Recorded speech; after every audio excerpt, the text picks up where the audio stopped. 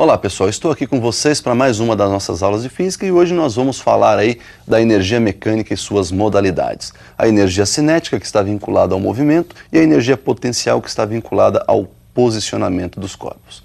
Vamos observar então um diagrama aí que mostra a relação entre essas energias. Nós temos aí então a energia mecânica, que será a soma das energias cinética e energia potencial, ou seja, a cinética de movimento, potencial de posição. Já a potencial ela se divide em outras duas modalidades, que é a potencial de gravitação, ou seja, a potencial gravitacional e a potencial elástica. Observe então que nós vamos fazer aí a definição de todas essas modalidades e depois no final nós vamos fazer o somatório e compor aí então a nossa energia mecânica. Vamos observar então a definição de energia cinética. Nós temos aí então um corpo sobre um plano horizontal, inicialmente parado, portanto velocidade inicial zero, e a resultante das forças então aplicadas a esse corpo nos dá um deslocamento horizontal, e ao final desse deslocamento horizontal ele assume uma velocidade final que eu vou chamar de V. Essa força então realiza um trabalho, e a energia que mede essa capacidade de realizar esse trabalho nós chamamos de energia cinética.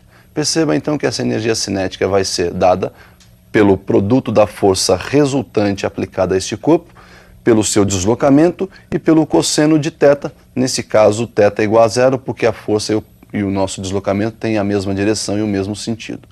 Percebam ainda que a força resultante é dada pelo produto da massa pela aceleração adquirida pelo corpo. Então, juntando essas equações, nós poderíamos dizer que a energia cinética é dada pelo produto da massa, pela aceleração do corpo e ainda pelo módulo do seu deslocamento. Esse deslocamento e essa aceleração estão relacionados na equaçãozinha de Torricelli. Então, pegando a equação de Torricelli, nós sabemos que a velocidade final elevada ao quadrado é igual à velocidade inicial ao quadrado mais o dobro da aceleração vezes o deslocamento. Uma vez que a nossa velocidade inicial é zero, nós podemos dizer então que a velocidade final ao quadrado é igual a 2 vezes a aceleração vezes o deslocamento, e já vou dividir essa equação membro a membro por 2 vezes a aceleração. Então ficou assim, olha lá, velocidade elevada ao quadrado dividida por 2 vezes a aceleração, igual ao dobro da aceleração vezes o deslocamento, dividido aí pelo dobro da aceleração. Percebam então que nós podemos, no segundo membro, simplificar o dobro da aceleração. Temos então que v quadrado sobre o dobro da aceleração é igual ao módulo do deslocamento. Substituindo então isso na nossa primeira definição de energia cinética, temos que a energia cinética é dada pelo produto da massa, pela aceleração e ainda por velocidade ao quadrado sobre o dobro da aceleração. Posso simplificar a aceleração, de onde sai aí que a energia cinética é o produto da massa pelo quadrado da velocidade, dividido por 2. Então, como nós vimos, a energia cinética é diretamente proporcional ao quadrado da velocidade. E mesmo então que a velocidade seja negativa, como está elevada ao quadrado, nos dá um resultado positivo.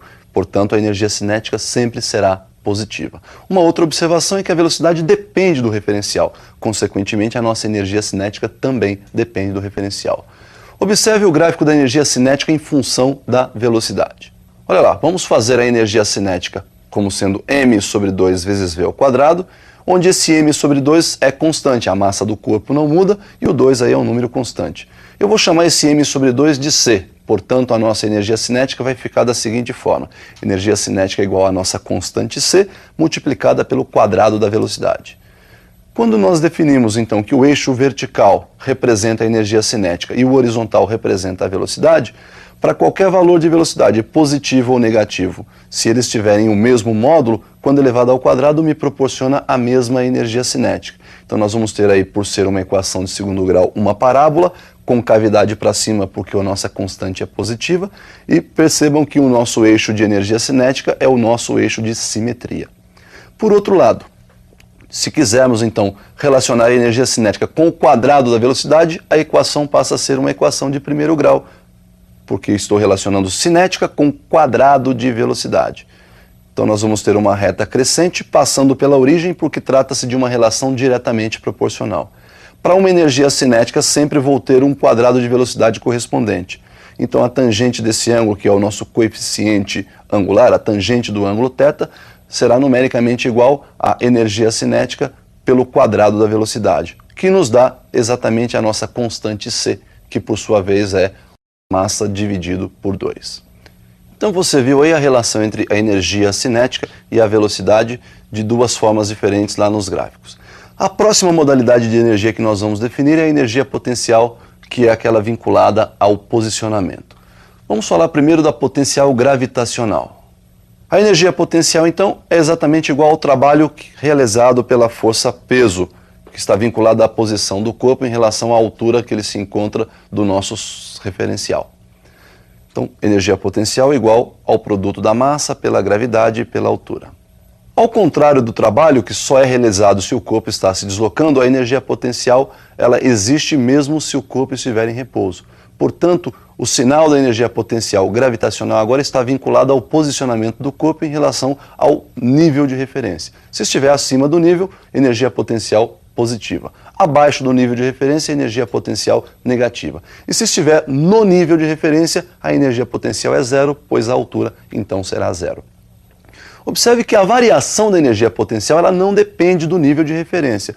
Deem uma olhada no visual onde nós vamos apresentar então uma variação de energia potencial. Eu tenho aí um corpo posicionado no ponto A e ele vai sofrer um deslocamento atingindo aí o ponto B. Observe então que nós temos aí do ponto A para o ponto B um desnível que eu chamei ΔH. Esse ΔH é a diferença entre as alturas HA e HB. A variação da energia potencial de A para B, então, seria a energia potencial de A, mg vezes HA, menos a energia potencial de B, mg HB. Se colocarmos em evidência esse mg que está presente nos dois termos da direita da nossa equação, nós temos que a variação da energia potencial será mg multiplicada, então, pela diferença entre as alturas HA menos HB, que é o nosso desnível que nós chamamos de ΔH. Daí, então, percebam que a variação da energia potencial é dada pelo produto da massa, pela gravidade e pelo nosso desnível ΔH.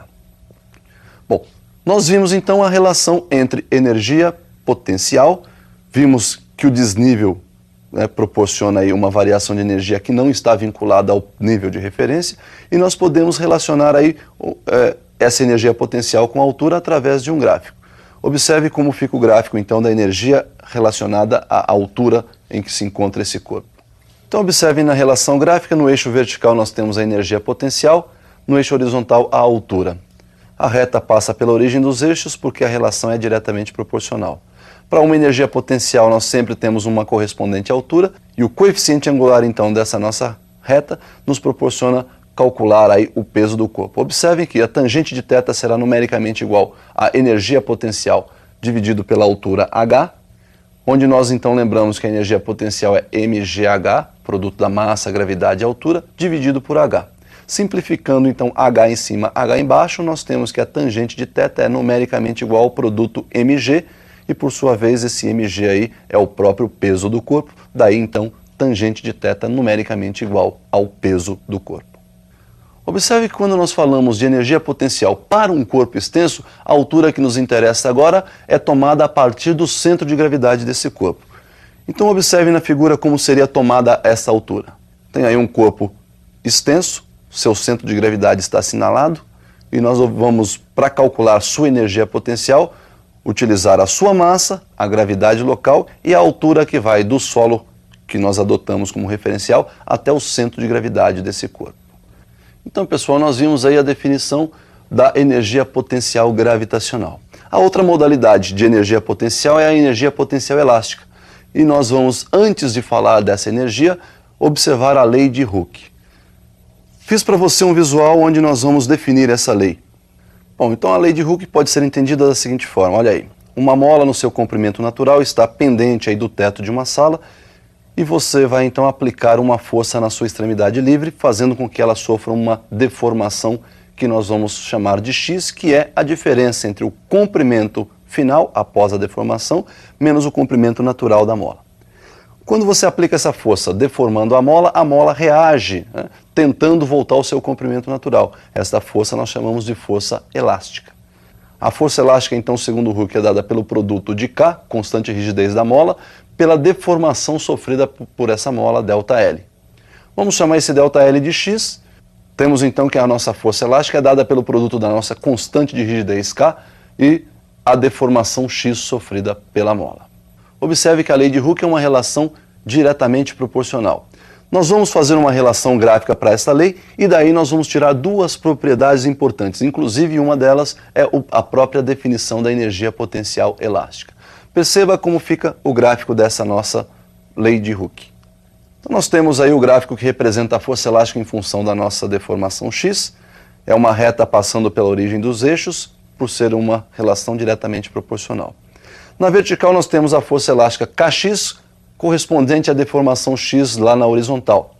Perceba que a primeira propriedade, então, vem do coeficiente angular dessa nossa reta. A tangente do ângulo de inclinação da reta é numericamente igual ao cateto oposto, que é o nosso Kx, dividido pelo cateto adjacente, que é a própria deformação x. Kx dividido por x, posso simplificar x em cima, x embaixo, daí a nossa tangente ser numericamente igual à constante elástica ou à constante de rigidez K. A segunda propriedade é a própria definição da energia potencial elástica, uma vez que se você calcula essa área achurada que aparece no gráfico para a deformação x, ela mede o trabalho realizado pela força elástica. E esse trabalho é medido através da sua energia potencial elástica. A energia potencial elástica mede a capacidade que essa força elástica tem em realizar esse trabalho. Daí, então, nossa energia elástica é numericamente igual à área, que é dada pelo produto da base pela altura e dividido por 2. Altura x vezes k, ou kx, base x, dividido por 2. K vezes x, kx ao quadrado sobre 2 é nossa energia potencial elástica.